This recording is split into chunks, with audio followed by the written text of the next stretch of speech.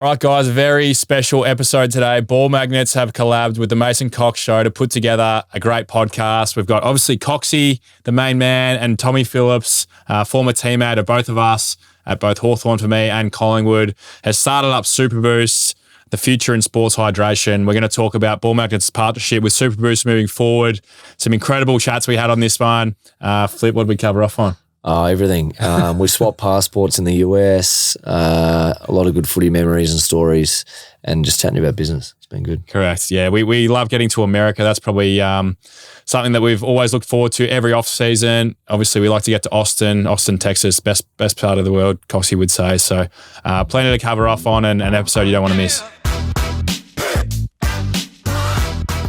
Ball Magnets podcast would love to thank this week's brand sponsor, Super Boost, the next generation in performance hydration. Super Boost is the only sports drink built by athletes for the next generation, formulated to boost performance and improve recovery. Super Boost is packed with electrolytes, is low in sugar and calories, and an unbeatable taste across delicious flavors, including blueberry grape, strawberry watermelon, and my favorite, orange mango. Super Boost is now available at stores including 7-Eleven, IGA, and more. He's a superstar. He is an absolute superstar, Tom Mitchell. Cripps at the back. Cripps is too good.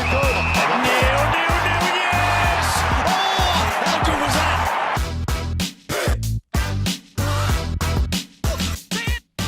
that? All right, ladies and gentlemen, we'll get straight into it. The two Toms. This is a big pod here. A lot of manpower in here, and there's a lot happening. And I think a lot of people, when they really listen to podcasts, right, they want to hear the stories that no one tells them. They want to hear the stories in the off season, you know, the stuff that happens outside of the media that everyone gets into. And I know you two have traveled a bit. You've done a bit of traveling in my home country in the US. Is there any Great part of the world. top 10? Yeah. I reckon we've been what, it's good. 2 or 3 times? Yeah. Probably go again this off season. Any good stories? I know a few stories, but I think the broader public needs to know this. I mean, you know, your mates, and, you know, through your brother and great family connections, our man James Bates, the Betatron. Shout out to the Betatron. Yeah, shout what a out to great you, man. That's Betatron. where we normally stay, at Batesy's house. Amazing. He plays for the Austin Crows, so in the US AFL, which you're obviously an ambassador for. And I think they've won like 6 flags in a row. Like they just don't lose. They haven't when was the last time they actually lost? They lost about 3 or 4 years ago, I think. My brother's been like MVP of the tournament, the national tournament, so many times over. And it's an incredible place, Austin, Texas. Just insane. Like just the amount of stuff that goes on from ACL to, you know, the F1 and everything else. It's a place for fun for all ages. The Longhorns as well. Like we got to know Isaac Pearson, who was the punter. I was on the phone to him today. Were you? Yeah. Pierce, there you Good, go. going well. Still got the Aussie flag on the back of the Huge. back of the. Have you seen facilities like that before? Like it just makes the AFL look. Not great is what it makes the AFL look like. Like University of Texas, for those listening, is a place that is one of the top tier universities in America. They've got anything and everything. The money they make has to go back into the facilities. They can't spend it really on anything else. So they end up essentially beefing their facilities up to be the best of the best. So they're the same and pretty much on par with a lot of NFL facilities. You've got names above lockers. You've got, you know, all these kind of things where you sit inside the locker. I try to explain this to a lot of people back home is where you like sit in a chair inside your locker, and then it's like you got drawers either side, you got the lights and everything else. They've got a barber shop inside there. Like They got an arcade. Like it's simulator, you know. Yeah. It's crazy. I mean, like Cryotherapy, everything. whenever you go to those places, do you sit there and go like, oh, AFL's got a fair way to go? Yeah, but I don't feel like we don't need that stuff. I feel like they don't even use half of it. It just looks good. Yeah. I remember we did the facility tour, which we've done a few times. We went onto the oval, or the field as they called it. Yeah. And we were just having a kick around with the NFL ball and our ball and teaching a few of their players about AFL. And they pointed up to a few of the boxes in the stadium. Do you remember what they said? Yeah, they were saying, you know, they're owned, you know, it's $20 million per year or something. per season. So I think it was something like that. Which is like 12. 8 or 9 home games. There was 10 boxes for $12 million. They had to pay $12 million US to get the box for the season. So you're paying over $1 million per game. Yeah. And there's about 10 boxes. That is some serious. These are your Matt McConaughey's. These are your, you know, big operators. Bevo even, you know. Yeah. He's a famous cow. Let's talk about him. The whole Bevo. And Bevo's the famous cow that they tranquilize before games to make sure he's calm. We got a photo. Well, he sleeps the whole game. He's the mascot. Yeah. And do they tranquilize it? Because he sleeps the whole game. I think they give him a little bit of a horse tranquilizer. Okay, that's not great. I'll have to fact check that. But yeah. anyway, the atmosphere in Austin is awesome. We like to get to America most years. Obviously, a bit of business with what we're doing with Ball Magnets and Super Boost, and then obviously good to travel around. Last year, we actually went. Remember when you missed your flight to the US? So I was actually one out for the first part of the leg. Your Esther didn't go through, so you got sent around at the airport. Yeah, just not filled out, right. or yeah, I don't know. It was it took a while to go. Took a while to go through. It actually ended up being 10 minutes too late, so I could have actually still boarded the plane. Did you do it at the airport? He did it live. Yeah, it was live and exclusive. I was doing that thing, and they real Tom Brown scenario. yeah, was correct. It? Yeah, Tommy Brown, and they turned it back. So yeah, I had to wait another 24 hours. And A bit of silver lining. That's the night I met Dan McStay the first night because I'm like, well, I got to find something to do. So I went to the basketball and I didn't know Dan Lakers, right? Lakers. It was a preseason game. And yeah, Dan McStay was in the line buying tickets and he said, hey, come watch the game with us. And so I got to know Dan. We hung out for a couple of nights, then Flip joined in on the trip and off we went. At that point, did you know you were going to Collingwood, or was this before the trade period? So we kind of like, the media had an idea. Dan and I sort of had a look at each other as if we both kind of knew, but we didn't really know. I said, "Is your trade gone through?" And he said, "Oh, mine's about to go through tonight." I'm like, "Oh, well, we better get dinner and things like that and celebrate." I was hopeful, obviously, that my trade was going to go through maybe a week or so later. So, yeah, we hung out for a couple of days until Flip got the ESTA approved. yeah, it was amazing. Yeah, Because Dan was kind of touted to come to Collingwood for a long time, right? Like you were a bit of a last second, and I guess as far as the trade goes. Like, so you were sitting there looking at him going, I know where you're going, but you have no idea that I'm about to be your future teammate. Yeah, pretty much. Mine was obviously probably not as well publicized. Like Dan, I think from the halfway point of the year, it was known that he was going to go back to Victoria and that Collingwood were chatting to him. There were some rumours that I was going to Collingwood, but yeah, it was nothing as far down the line as his trade. So you're overseas. You're not in Australia. Like, is there a medical that you have to do overseas, or is there some kind of doctor thing you would think that would have to go through before you kind of get signed on? Or what's the process of getting traded while internationally, overseas? I think in regards to your body, like I'd missed a game in about 4 years, so that's probably enough to know that. You're going to be fine. You still do catch up with the medical team. So I caught up with Fuxie, the physio, and Sammy Harker, the doctor. My trade went right down to the wire. I reckon there was 2 minutes left. Yeah. We were in Miami when and saw a mate of ours, Lou Headley, who University of Miami. Yeah, it was like in the middle of the night in Miami. We were like, well, I couldn't sleep. So I'm like, I got to stay up. And then we're all sort of sitting around the phone, refresh.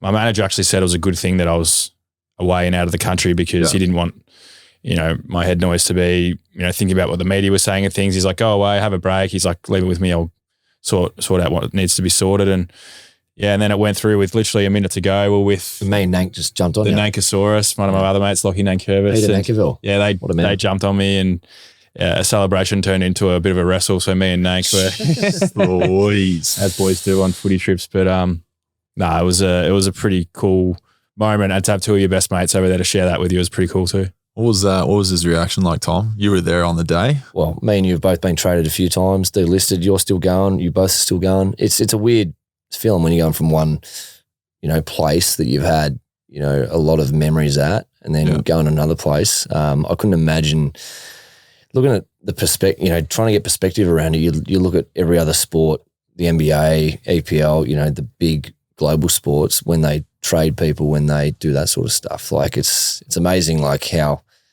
Yeah, it can be like a weird feeling for us, but at least there's like a bit of a lead time with like, I reckon you sort of know things are going to happen. And then when it does happen, it's shit. Okay. But then sometimes, in these other sports, man, like they can be traded within a few hours. And they don't even know. Like, sometimes they find out through the media, the communication's poor, and through the athletes we've got to know through business, like you hear stories and we're like, well, we've actually got it pretty good here. Like the transparency and your involvement and saying where you want to go and what you want to do is much superior in the player's favour compared to American sport. It's very different. AFL is the guaranteed contract part of it is very unique to probably any other sport around. Like you don't just get moved around. And I'll never forget whenever I was growing up, there's a guy that was playing for the Dallas Mavericks who got traded while he was in a game.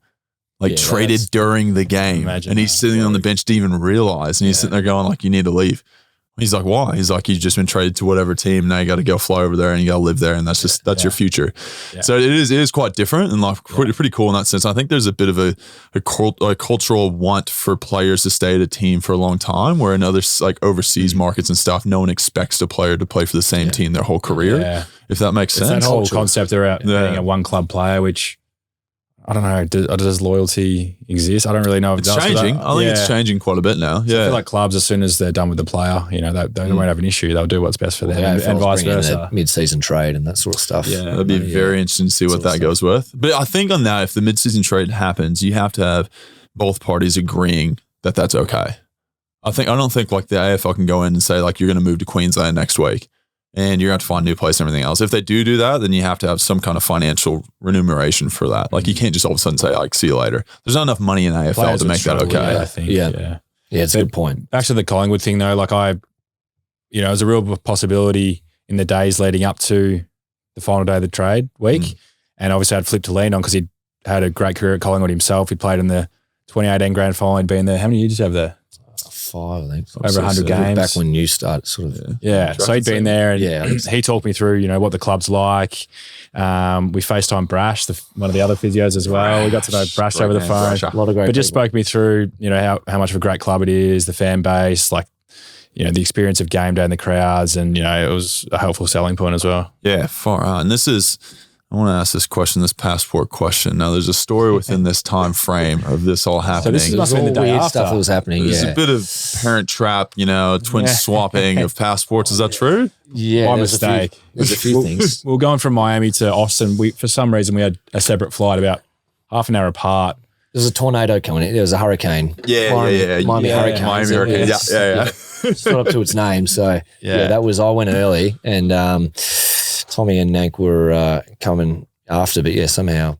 My mistake, he grabbed my passport. I end up with this guy's passport. He's got mine. Not to mention, couldn't check in my big luggage bag in time, so I had to leave it at the airport anyway. Jump over to Austin with a backpack and a little carry-on. And then the bag ends up being there for 52 days until I go back.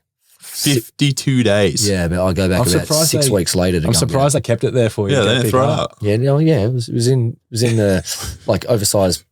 No, not oversized. Just like storage. What was the look they gave you when you went back to pick your baggage up? They're like, "What are you doing here?" Yeah, they were going, "What are you? How are you back here? Why do you even bother coming back?" I mean, that story in itself is pretty rogue. There's some good kits and things in there that needed to be retrieved. There was. Shoes. Yeah. Like it was worth going back for. Yeah. I mean, it ended up being a bit of a cost. But was the passport part of this? No. We ended up working that out. I don't know how. We sort of said that works. We're, which we are. Both our names. Say to him? Well, both our names Tom. We're traveling together. Somehow our passports mixed up.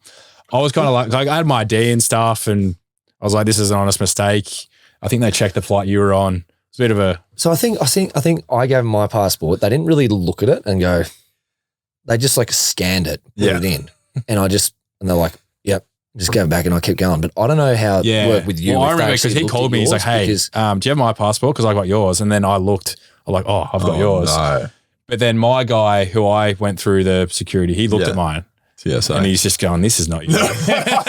He's gone. And I sort of got on the front foot. I'm like, look, I can explain this. You're ready. You're sitting there at the line going like, I've got my story in my head. Ready to go. Pretty quick. But yeah, I obviously had all my IDs and cars and we explained what happened. Did he put you in like the box? I don't know if anyone's ever been there in the airport where if you get in trouble, you get put in this like little box area and they get like, you get grilled. It was pretty cruisy, to be honest. It was more, we just laughed about the fact that obviously there was the missed international flight and then we've somehow changed identities for about an hour. So, but we got to Austin, our favorite city in America, and never looked back. Had a great trip there. Went to Barton Springs.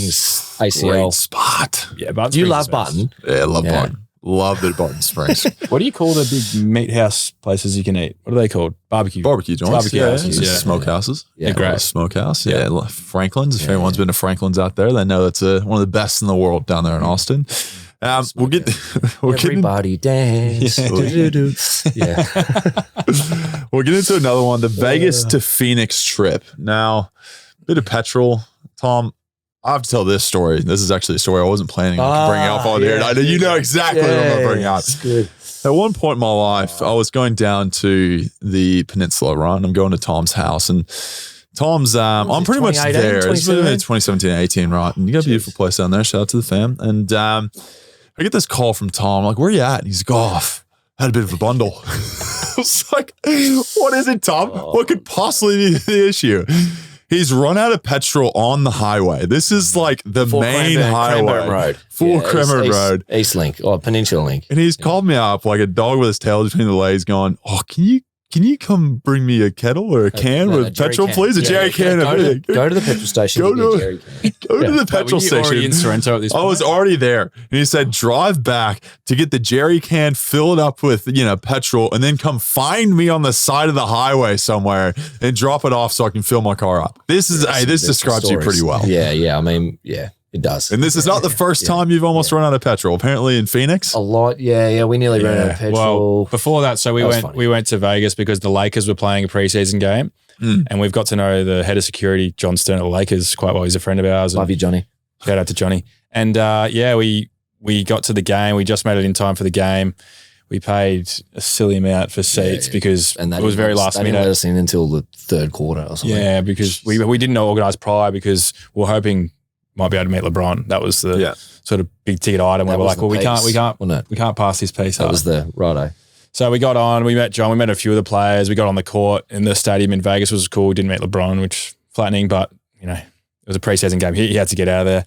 And so we were only in Vegas for a night for the basketball. And the next day we'd heard of Phoenix was really cool. So we're like, well, let's drive to Phoenix. And we thought it'd be like 4 hours. Like we were kind of measuring on the map. We're like, oh, it's roughly like kind of, I don't know, like Melbourne to usually you don't sleep Adelaide. In Vegas, Coxy, but we actually slept a full 12 hours. Yeah, we had a great You slept 12 hours in Vegas. 12 hours. You didn't do Vegas right then. No, we didn't. That's all right. We wanted to do it our way. Health, wellness. Health and wellness. It was smoothies and things. Correct. Yeah. Body's a temple. Yeah. Correct. Exactly. Nice, huh? But so back to the How good is that? How good are the In-N-Out? Just the thick shakes and that and Chick-fil-A. They get a big top wrap, don't they? They get a huge wrap. AT introduced me first to that one. Huge. And we also had, what was the car? We had a Mustang. That was cool. Yeah, that was we cool. hired you can get really cool cars in America. Yeah. We had a Mustang, which was cool. Anyway, we drove from Vegas to Phoenix the next day thinking it'd be about 4 hours.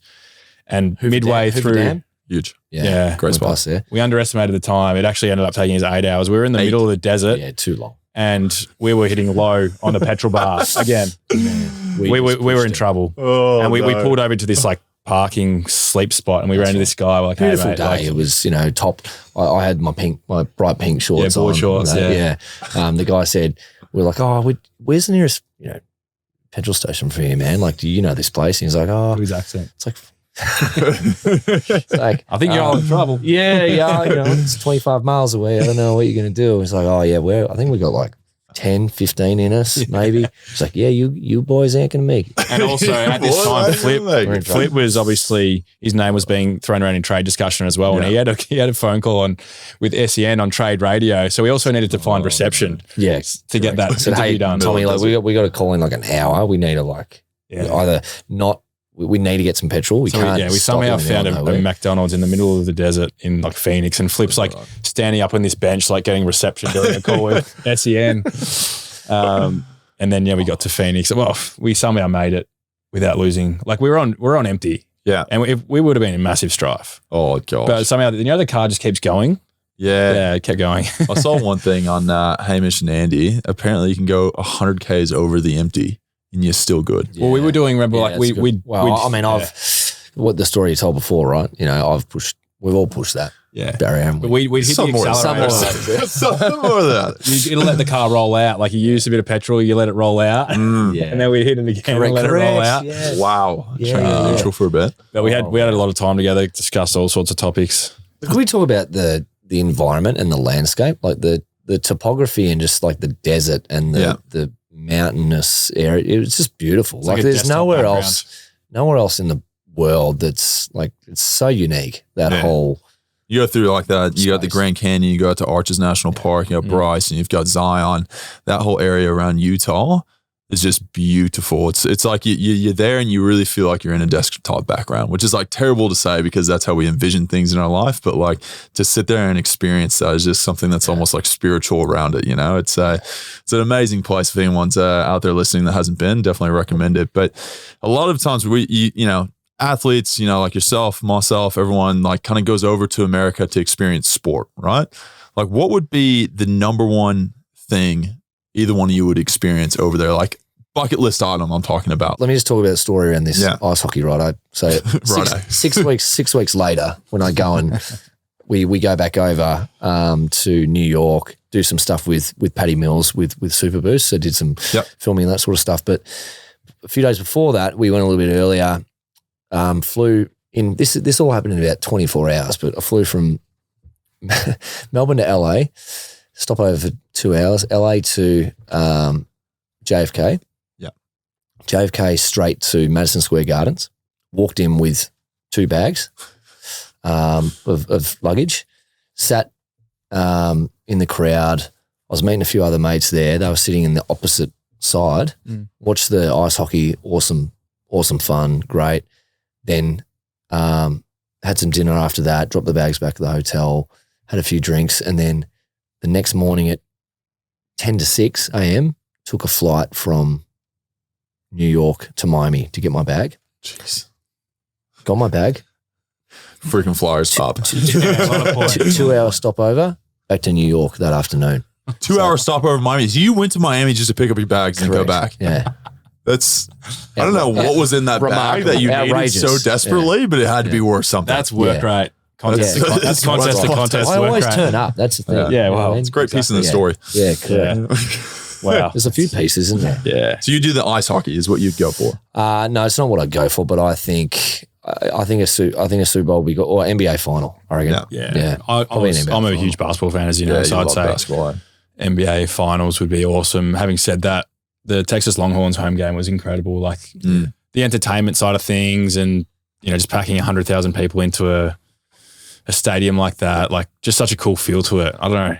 It was so unique. Do you think there's a way that AFL can do that better? Entertainment? Oh, for sure. But they're doing it. They're starting to do it. Halftime show of Super Bowl? No. We were getting halftime shows though for the AFL Grand Final. I think even whenever we go up, you know, like through the banner, we've got like fire and all that kind of stuff now. It's like a bit of an entertainment for everyone. They, you know, the lights go off, they shut it down, and kind of gets a bit of atmosphere going with that. I think they're taking subtly little chunks here and there in the progression to become something that's quite spectacular. Yeah, it's a mix of a few things, I reckon. Like it's budget and what resource you have. It's culture and what's sort of expected, and you know how to improve that whole outlook. And then it's like it's the offering around. Yeah, you just want better creativity and energy around that stuff. But like I think teams are getting more, you know, through their outside of the football department stuff, you know, being able to then create those sort of things for membership, for fans, that type of stuff, more engagement. Like I think it's improving. Like it's on its, and obviously a lot of the American stuff is a really good to look at that and see that and go, okay, this is sort of probably world leading when it comes to entertainment and commercialization of these things. But yeah, I think it's budget and market. Like that's, the US is probably a little bit ahead and it's got a bigger population. There's a lot happening, but Aussies there's a unique sort of feel to, especially in AFL, right? There's a unique following with that too. And I know a lot of Americans, especially, you know, you would have seen it, are really, when they first see the sport and they watch it and they go, what is this? Like I never knew this existed. Crazy, they really love man. it. Yeah, You're nuts. I can't believe it. So it's cool. It's really cool for them. Or pads, they can't get their head around blows that. their mind. 100%. I think in terms of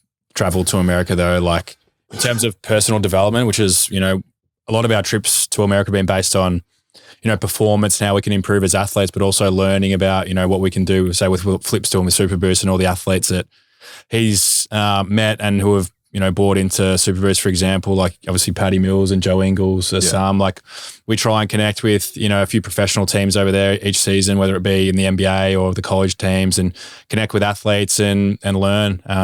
So that's the thing I love about American sport, is because, you know, in terms of sports science, Australia is quite advanced and we're very good, but there's so many things you can still learn from American sport and just the way they operate. And I guess coming back to the athletes themselves is a really good starting point.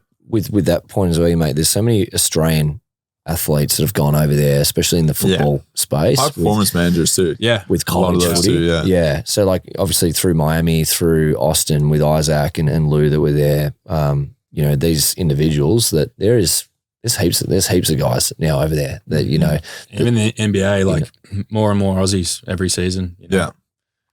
Like, so, I mean, that's a good thing about that. It's good to see. And then especially guys that have been on AFL lists as well that might have been delisted or, they get to a stage and then they actually go and, Mitch McCarthy over in Orlando. Flynn Appleby. Flynn Appleby, Damon Greaves. He's going over. Like these sort of guys that have finished up, had a short stint with their footy career here and then they go and want to try and do something over there. It's cool. I've got to ask this because I've known both of you two as AFL players, right? And very different pre-game routines. Now, you've probably picked up a few things along the lines, probably more Titch than you, Tom. I hate to say it, but Tom Mitchell is 3 hours, 4 hours, 5 hours before a game, maybe starting to get ready. Tom, you just kind of rocked up and just was like, let's do this thing. Does he talk to you before the game? Not a ton, but like so myself and him are always the last ones out of like, so we go to the facilities before we go to the MCG and we'll do all of our prep work and everything in there. And we're always like the last ones to kind of leave, even training sessions and stuff. Like we're always the last ones to leave. I always see him. You do these like the handball juggle and then you do also the jiu-jitsu flips. I don't know how to describe it, to be honest. I'd say I do things differently for sure. I love it, though. Yeah. I absolutely and love it. I cop some flack for it. Geordie to go, he loves giving it to me, but it's just what I need to do to get the best out of myself. That's what I like to do as well. You still sit out there at the end of the training sessions? That's how the best players stay the best. Try to kick goals. Didn't happen this week, unfortunately. I love it. Like, isn't it funny, as you mentioned, you look around the locker room before a game, there's so many different guys doing different things. Some guys need to be calm. Some guys go to the quiet room, lock themselves in. They can't be around any noise. Some guys are blasting tunes. They love it. They're dancing. Other guys are doing jiu-jitsu, rolling on the floor. Tommy like would always, like throughout the week, we'd just be, training hard, doing all that sort of stuff, but then taking the piss and a lot of banter and, in Hawthorn days. But then when it gets to games, he just locks in, right? Is there any one piece of advice around prep of yourself, your body, whatever it may be, for games, career, whatever it may be, in that sense that you would want to pass on to someone else? Yeah, I think it's got to be individualized, like as much as it can for people. Like we've all got different upbringings, different coaches and things that make us tick with our personality and, our character and the way that we sort of go about our preparation and recovery and trying to perform in a certain environment that's, high pressured and there's a lot of strain around that from different areas. So like if you're better at sort of keeping, things out, not getting too much information or advice from certain people, but then you'll take it from one person specifically with, stuff you got to do with your game or whatever it is, then that might work for you. If you're more jovial and you got to feed off everyone else's energy and get around everyone else, we know guys that are like that, some that just are into their shell. Like, I don't think it's a one size fits all. I don't know about you. One thing our club does really well. Yeah. I think both during the week in terms of guys know what they need to do, and we got a pretty experienced list, so that obviously helps. But I think the club are very good at like, you know what you need to do. Like even in our warm up, like you'll see guys. It's not a one size fits all. I think that's just such an old school approach. Like it's very individualized during the week on game day. What you need to do, then we come together as a unit and it comes all together. It's so true. I think a lot of people think that you have the 2 hours you play a game every single week and that's all that happens, which people don't even realize. Like there's probably maybe 4 to 5 hours of prep work before, that even happens on the day, right? So like, you've got all the stuff from sleep and diet and everything else that goes into it. That's a 24/7 job. And then like even at our club, and you were part of this with Paula, like we have a ballerina that essentially sets an individual program for each person to prep yourself for training for game days and different muscles you want to activate and different things that might take you an hour to go through just to be able to, train. Like there's so many little meticulous things along the way that people don't see, that they only see the outcome of. And then they only see this small amount of time that you're actually out on the ground, which is probably, maybe a 1/10 of the actual time you put in through the week. Yeah. It's such an interesting thing. And it's been insane. But I want to ask this because I was just thinking about Buddy Franklin playing what might be the last game right at the MCG and things like that. Like, do y'all have any favorite memories on the MCG. Tom, I'm going to say, I'm hoping it's not the time you got knocked out and kicked a goal at the same time, because I was sitting there right next to you whenever that happened. It was that happened. Yeah, scary times for me. You have you somehow ever seen just someone laughed it kick off. a goal that's been unconscious? So you were on autopilot. Autopilot. Yeah, I was No, just, he's got a sixth sense for the goals. yeah. What it was just- game? How'd you get knocked out? Chris May kneed me in the head. Yeah, Friendly fire. round 8, 2018. September Yeah. 08. Yeah, something like that against Geelong. Yeah, that What's was, your best memory outside of that? Oh man, I remember we had a run similar to what, watching the Pies now, like just a run where you just win those close games and you just, 2017, I remember we would be in a lot of games, but we would sort of lose by maybe 1, 2, 3 goals, and the group almost hadn't connected and matured and meshed as well as it could have. And then it's almost like that.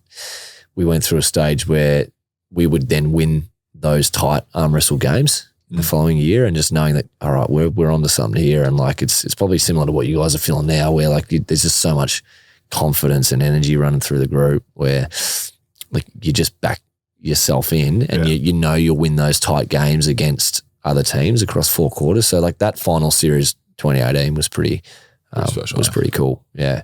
Those big crowds and that sort of stuff. I'm going to ask you, Titch, was it whenever you got 54 disposals against us in 2018, or was it?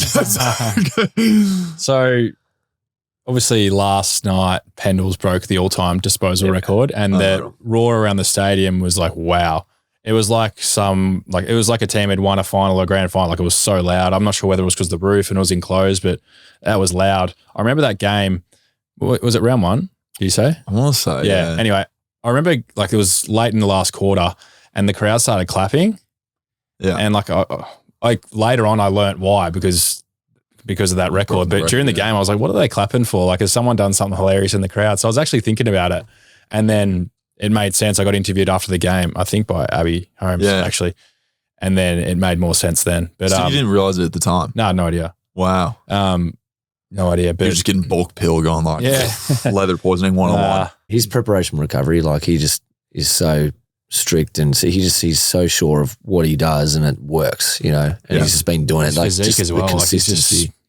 He's shredded. Yeah, but also like, I don't know, like you guys have obviously played with him longer than I have. I've only known him for 6 months, but he's just like such a good guy, such a good teammate, so selfless. Like sometimes, with superstar players like that, I had no idea he was like that. He's all just about the team, genuine excitement about making others better, making the team better. He's all about that.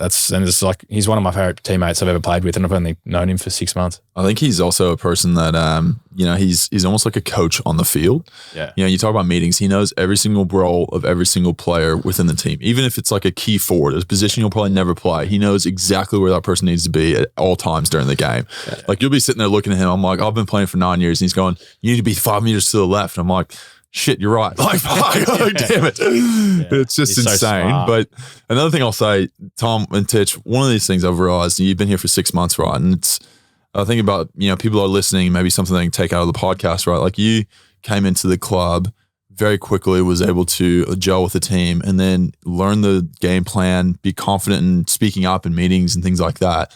Like, was there any nervousness going into the club whenever you were traded? So I made a conscious effort that as soon as my trade went through, I wasn't going to start day one of preseason with everyone. I was going to start in the off season, and anytime there was a group training session, I was going to be there every single session. And I didn't miss one starting from October to our official start of the preseason, which was December 1, I think. So, you talk about great leadership. I think it was Pendles actually who, as soon as us new guys, myself, Billy, Bobby, Dan, Leggy, as soon as we got traded, Pendles added us into the team players WhatsApp group, made us feel welcome. And then guys were inviting us to sessions and come here and, do weights, or come here and let's have a kick. And so by the time the official pre-season started, I feel like I knew everyone. I was so comfortable already. Such a great group of guys. We worked really hard, and then we got to work officially with the staff on day one. But I guess that's where the confidence and the comfort came from, because I felt like I knew everyone and they gave me the confidence to do that. Yeah. I want to ask you a question. Because why don't we interview you for a second? Yeah. Step brothers. Yeah, I was going to say, like, you've known Fly for, since you sort of got there. Long time. How have you seen his development and, I guess maturity from development sort of coach towards head coach and like his sort of journey through, the existence of It's interesting coaching? because we've all had the experience, right? You both played at Hawthorn. Whenever he was the development coach there, and Fly's a person that's probably been development coach for 15 years of his career or something like that. He was assistant coach at Hawthorn. Assistant coach, yeah. But he was development coach for that for a long, long time. And you think of like our list as we do have some of the experienced guys on the top end, right? They've been there for a while. And then we've got a lot of young guys on the list that are quite youthful. And like to have someone who's been a development coach who's been interacting with this that age group, people like changing and trying to get into the AFL system and stuff like that. Like it's probably given him the best experience possible to be able to handle the personal relationships that he has to deal with within our club. But for me, like I've known him for a long time, obviously, and he's it's kind of weird now, like because he's always been a friend of mine, but now for him to be a head coach, like you kind of have that not necessarily like nervousness around him, but like that he's he's top level now, like, and he is where the buck stops, and like whenever he says something, that's how it goes, and he has to be a bit more, I guess, direct sometimes being a head coach, and he's really good with being able to people manage. I think is like one of the hardest things as a head coach. You have to obviously tell someone either they're playing every single week or they're not playing every week, and that's essentially telling someone and like cutting their dreams on a weekly basis, knowing you're probably gonna have to do that to at least one person every week. And for all the head coaches out there, it's a terrible job. Like you never want to be the person that has to break that news to anyone. And like we've experienced it probably a lot more than you, Titch, as far as like getting dropped. And it's a really tough pill to swallow. Like it really is. And like Craig is one of those people, I've experienced it the last year whenever I was going through it, whenever I got dropped and things like that. And the way he handled it was like fantastic, and was able to, give me that confidence going forward that I knew I would be able to get that short time there to hopefully kind of launch pad back into it. But I think over the years, knowing Craig, it's, and you can kind of speak to this Titch a bit too. It's like, he doesn't feel like someone you can't go and talk to. Mm-hmm. Like his door's always open. He's always there to have a chat and just see how things are. And he like cracks a joke. He's not too serious, but knows when to be serious. Like there's times where he can sit there and say, you know what, we're not training at the highest standard. We need to turn things around like now. And, that kind of gets a bit more, I guess, it's a bit more weight to it whenever he says it, because he doesn't say it all the time. He's usually quite positive in everything that goes on. So whenever he says something like, get your shit together, we need to actually train harder now, everyone goes, okay, shit, like we are training pretty terrible. Like, let's turn this around. So, he's a phenomenal human, like an amazing, amazing person. It's great to be able to have this experience with him that we're having now. But it's been awesome. Like it's such a, back to the people management thing. I think that's just like his one word. He's such a phenomenal person, first and foremost, and coach. It speaks for itself. I agree, spot on. The way he just values every single person in the organization, like, and he leads from the front in terms of setting the example. And I think that's why everyone follows him. And this culture that's been created is quite amazing. But I think from what I can gather, having done that long apprenticeship and done development and VFL, he's been in pretty much everyone's shoes. Like he's been there with the guys who are 40 to 45 on the list, and he speaks up in meetings and makes them feel valued and talks about the journey of VFL. And so we're all in this collective buy-in together. It's not all about the guys that are just playing on game day. It's about the club. He brings the staff along.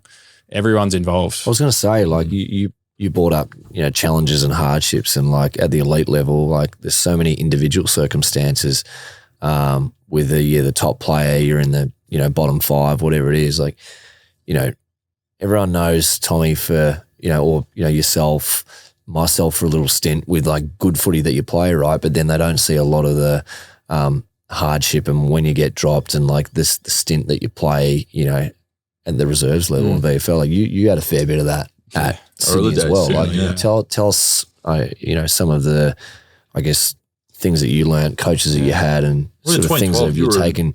You were dominating the NEFL, getting like 50 touches a game, but couldn't get a game in the seniors. And then that team goes and wins a premiership, and you're sitting there on the sidelines watching it. Like, put us in that scenario. Like, how do you mentally deal with that? It's tough. Like everyone faces adversity, don't they? At some point, whether it's in life or in footy. That was really tough. Like I felt like almost helpless. Like I knew I was playing really good footy, and I was just, I don't know. You were still young. You were still young, right? You were really young. You just come into it. When did you get drafted?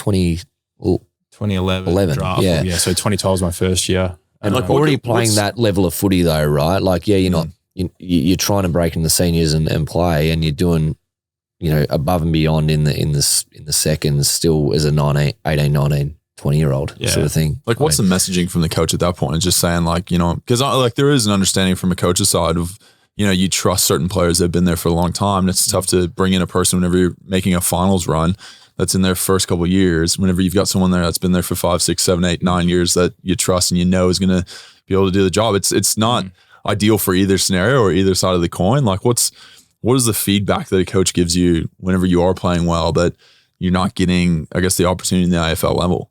If I cast my memory, it was tough time. It was more around team balance at the time. Like, we had a deep midfield.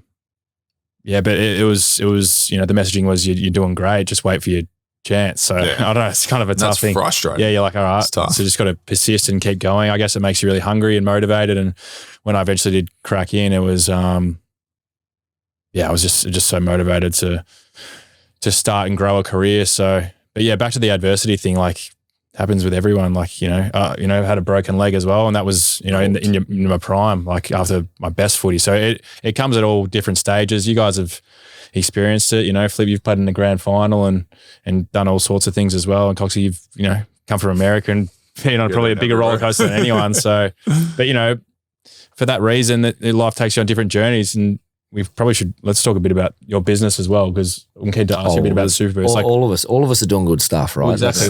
Maybe if the footy thing then didn't pan out how it has for you lately, this business you've got with Super Boost, sports hydration, a lot of the Collingwood boys love this drink, like Guinea, Quainer, the two Dacos boys. Myself, I'm not sure if you're a fan, but I can get around it. This is the sports drink we have before every. today. Yeah. I'll send you a photo on the Gold Coast. I know, bro, drinking it, bro. We drink this before every Your game. brother's low, He's all about it. So I think you still own the bill. Is that right? Yeah. Give us a spiel on this Super Boost, right? Yeah. So in speaking of that, like, we're all doing our own things, right? Like, I've got the podcast. Tom's got ball magnets. You've got Super Boost. You've got Liz Pay coming in. And like, there's a lot of things, and it's cool to see athletes doing amazing things. And I think, like, not only from AFL standpoint, like, you've seen a lot of NBA players doing different things. From LeBron's got like a tequila and stuff, and all these other things they're investing in. And I think it's a great just kind of release from football, right? To sit there and say, like, this is something I'm passionate about that's away from the field that I can kind of dive into that makes you feel somewhat normal. Like, you're doing things that other people are trying to do. Like, give us a spiel on Super Boost, because it's a good product. First of all, if anyone hasn't had it, where can you get it? It's nowhere near as sugary as Gatorade and those. That's why I love it. We were going to do the ad read before, but there's basically with this product, it's very high electrolytes, low sugar, low calories, delicious flavors. I've got these three at the moment, which are Coxy's holding the strawberry watermelon, Tommy's got the blueberry grape, and I've got the orange mango. And we've got a few more coming out, shortly, which will be great. Mainly into all the 7-Elevens at the moment, IGA, which is great. But yeah, mate, like with me, it's interesting. Like, I've always had, I think, and you guys would understand it through travel, seeing different cultures, going to different places. You see the ways that other people live, and you sort of start to, build a narrative and a perspective around your life. And I know for me, that football, was so important, growing up through my teenage years, but I still was able to see and, look at different, ways of how other people lived, luckily through traveling with family, traveling through, high school and some of those trips that they did as part of the curriculum, and seeing the way other people live and going, well,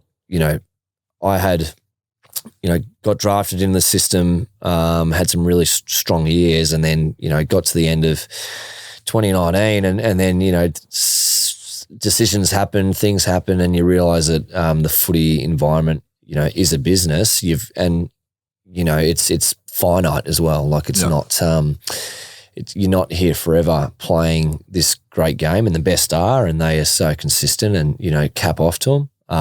And, for me, it's like, I started to then, look at, all right, what else can I upskill myself in whilst, playing footy and continuing to push out that career and that path, how can I sort of advance myself, and while I'm young and while I'm learning and while I'm able to educate myself, where else can I try and push myself with what I can learn? So I like to surround myself with like-minded people. You guys are the epitome with that, with seeing the society in different ways, challenging different things, being disruptive and innovative and creative in your thinking, challenging yourself, pushing yourself, having a good work ethic. Like, they're all the sort of things and the ingredients to create your own business and go down that sort of path. And I think with the overall perspective of, I want to do something that's highly valuable for a number of people in the world. So if it's hydration, if it's putting a roof over, people's heads and creating something that aids, in that development and that sort of thing, it's like looking at what's the biggest, I think a good quote from Shaq, he talks about, investing in things that will change the world, like invest in something that's going to build the greatest value in what humanity will need. And the biggest entrepreneurs you see, the biggest leaders in this space, they see the world in those sort of ways, pretty existentially. They zoom right out and they go, all right, where they can connect all the dots, where are the biggest opportunities, and then being able to then zoom back in and be hyper-focused on, all right, what's in the short, medium, long term, how do you actually get from A to B and consistently keep putting the hours in to be able to build something. And for me, it's been an interesting transition, from the AFL space. This concept with Superboost started the end of 2019, and really gathered momentum, throughout COVID, that year of 2020, and a lot of product development work and that sort of things before we launched in market, early last year, about 14 months ago. And now there's been a lot of changes with the product, packaging, branding. I'm calling it'll be Australia's best sports drink. Huge. In very short period of time. Hopefully seeing.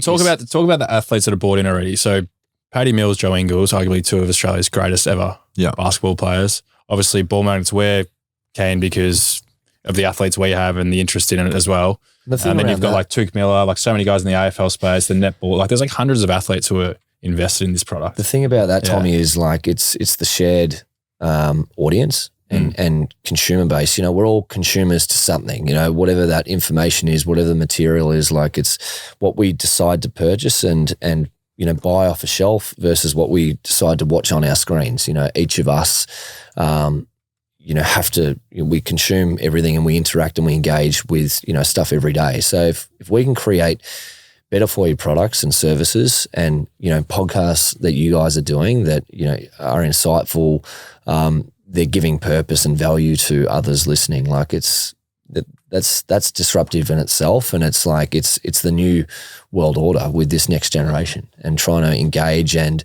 be leaders for young people coming up, in their lives. There's so much changing in the world and there's so many external forces and controls, and it's sort of, how can we play a part in trying to, better our youth and people that grew up just like we did.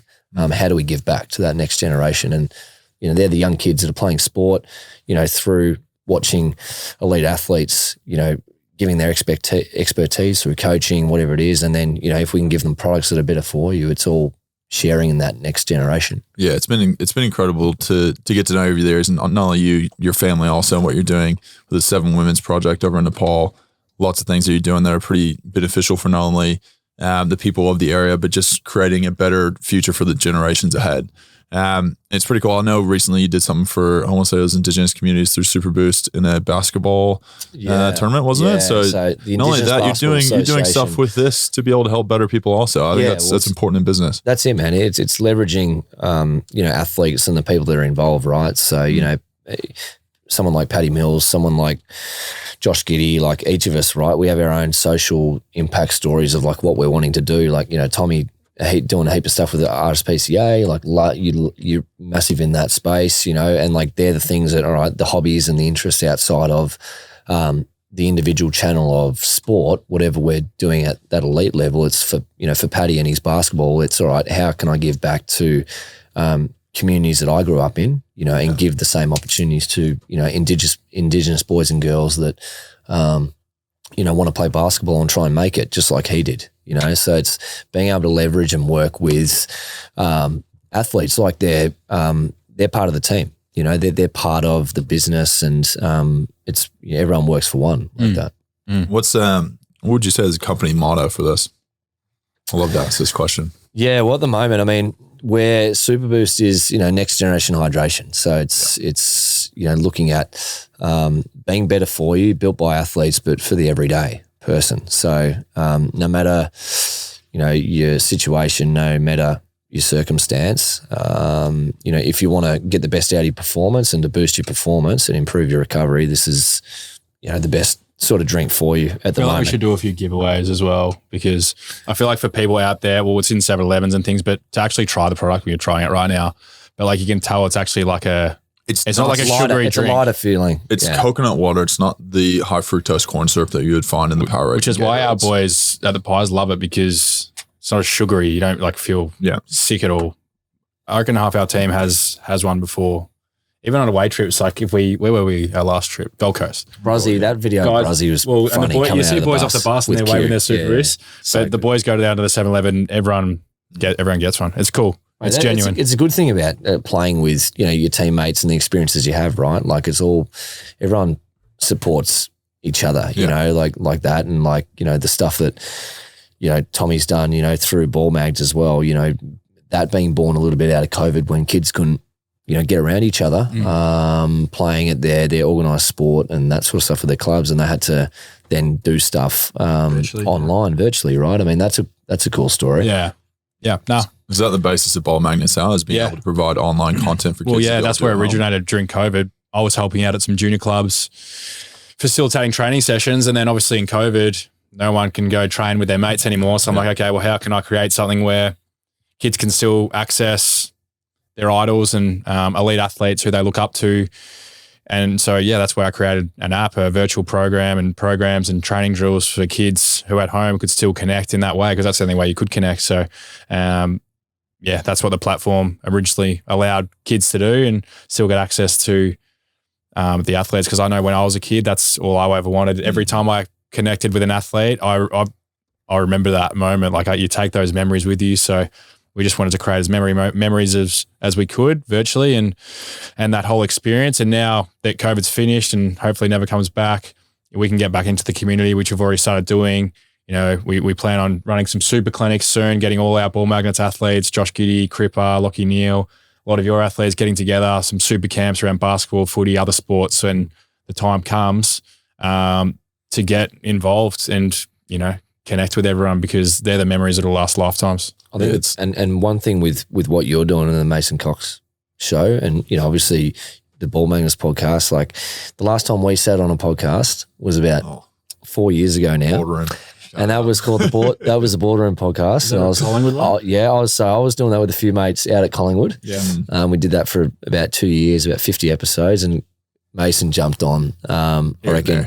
Yeah. Every 2 or 3 weeks. Spots, So it's good to see this taken off as well. It's cool. It's great to see everyone doing everything. I want to say Ball Magnets. A lot of people think it's just football. You're also getting into the basketball side of things, correct? Correct. Yeah. Footy and basketball. So obviously Josh Giddey, probably Australia's best basketball player at the moment at just 20 years of age. He runs everything in the basketball aspect of Ball Magnets. So that's his category.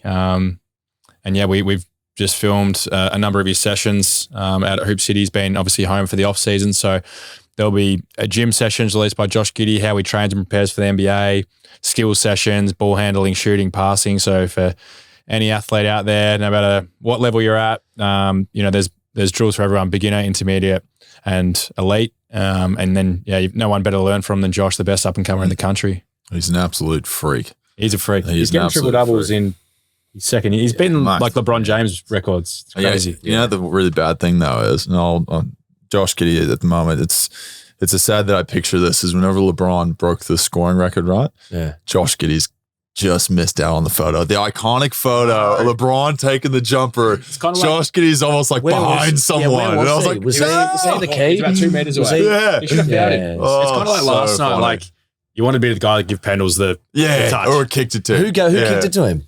I think he kicked it to Isaac or something like that. Nobes or something, is it? You should have run around for a handball or something. Yeah, something like that. But no, it's great to see different athletes doing different things and be able to extend their experiences past just a football career to help them build something that's bigger than just what they've done on the football field. So it's been absolutely incredible. We'll wrap this up, everyone. Thank you so much for listening. It's been great having all three of us get on this podcast together and be able to riff a bit of off-season stories and a few kind of business ideas that we're doing. But hopefully everyone got something out of this, and we'll hear from you soon. Ball Magnets podcast would love to thank this week's brand sponsor, Super Boost, the next generation in performance hydration. Super Boost is the only sports drink built by athletes for the next generation, formulated to boost performance and improve recovery. Super Boost is packed with electrolytes, is low in sugar and calories, and an unbeatable taste across delicious flavors, including blueberry grape, strawberry watermelon, and my favorite, orange mango. Super Boost is now available at stores including 7-Eleven, IGA, and more. He's a superstar. He is an absolute superstar, Tom Mitchell. Cripps at the back. Cripps is too good. Nil, yeah!